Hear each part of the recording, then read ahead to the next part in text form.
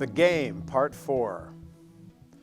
My previous 3 columns focused on a game that's being played, not with you, but on you. Taking over Canada or Greenland or renaming the Gulf of Mexico to the Gulf of America, even the tariffs are nothing more than distractions. We've learned since 2016 that 47 is really good at a few things. He creates chaos, lies about everything. When confronted with a problem, his go-to is to say, I don't know anything about that. You'll have to ask, you fill in the blank. His next move is to blame someone, usually Joe Biden, but it doesn't matter. He's incapable of accepting responsibility for anything. Quote, I think the good parts are the Trump economy and the bad parts are the Biden economy because he's done a terrible job, Trump said in an interview that aired on Sunday's Meet the Press with Kristen Welker, unquote. He inherited an economy that was the envy of the world. 47's ICE are kidnapping people under the thinly veiled excuse that he is eradicating the country of illegal aliens. First, he said that he would go after only those who were violent criminals. The reality is that this is an orchestrated campaign of fear, violence, and intimidation. This president is pushing every envelope to see what he can get away with. This past week, we heard from his advisor, Stephen Miller, who declared that they are looking to do away with habeas corpus, the right of a prisoner or detainee to obtain a writ of habeas corpus as a protection against illegal imprisonment. The president is going after judges, the press, and anyone who has the audacity to challenge him. He professes to want to rid the government of waste and fraud while perpetrating both. When he demands a $100 million military parade to honor him, in spite of the fact that he's a draft dodger who has disrespected our soldiers on multiple occasions. So what is he really up to?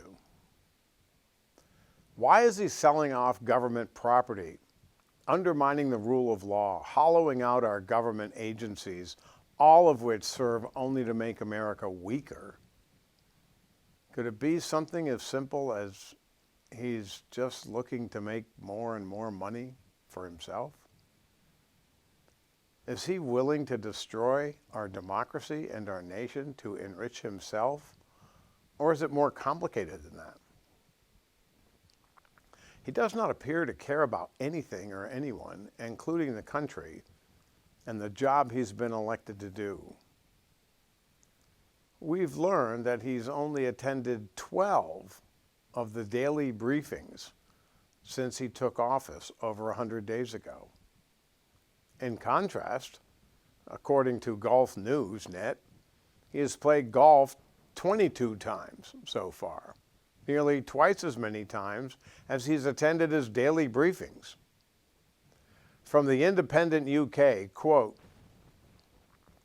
if Trump loses the next election in 2028, assuming he leaves the White House, which some doubt, a Democratic president gets the keys, David K. Johnson, a Pulitzer Prize-winning investigative journalist, said. He or she could dispense with all of Trump's executive orders en masse. But Donald's not worried about that. He isn't planning to leave. It took Rome 40 years to go from a democracy to a dictatorship. Hitler pulled it off in less than 2 months. Donald Trump pulled it off in less than 1.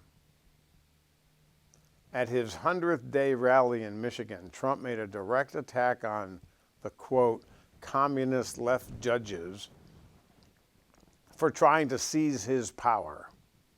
warning, quote, "Nothing will stop me," unquote.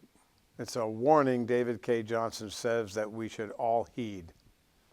All the people who are doing Donald Trump's bidding are putting themselves at very serious risk of criminal prosecution and civil litigation because the immunity decision does not extend to them.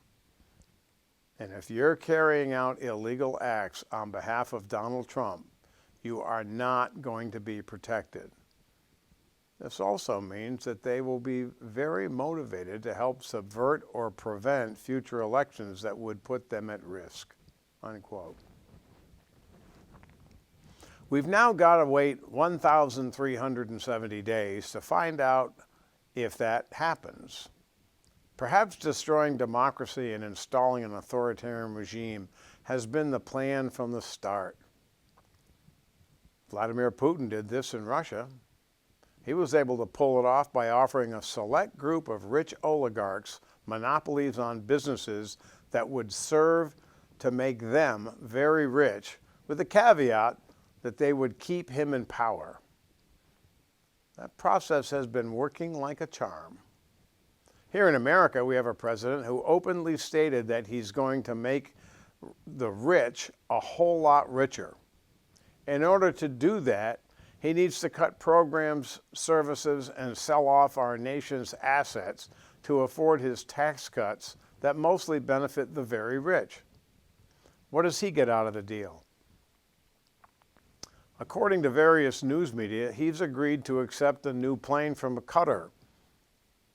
Quote, "The luxury plane would be one of the most valuable gifts ever received by the U.S. government, would eventually be donated to Trump's presidential library after he leaves office," the source says. A new commercial 747-8 costs approximately $400 million. Quote, "Nothing says America first like Air Force One, brought to you by Qatar. It's not just bribery, it's premium foreign influence with extra legroom," says Senator Chuck Schumer, Democrat from New York. The game allows him to get very rich while you lose everything. It's a bad game, and you've been played. I'm Bob Stannard, and this is The View from my place.